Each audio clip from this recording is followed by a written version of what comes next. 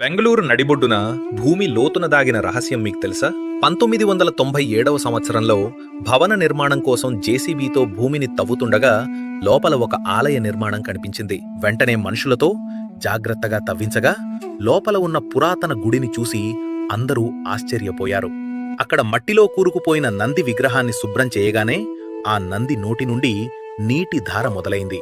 ఆ ధార నేరుగా కింద ఉన్న శివలింగం మీద పడుతూ ఆ పరమశివునికి అభిషేకం చేసింది. అప్పుడు మొదలైన ఆ జలధార ఇప్పటికీ స్వామికి అభిషేకం చేస్తూనే ఉంది. ఎన్నో పరిశోధనలు చేసినా ఆ నీరు ఎక్కడ్నించి వస్తుందో, ఇన్నేళ్లుగా ఆగకుండా ఎలా ప్రవహిస్తోందో ఎవరికీ అర్థం కాలేదు.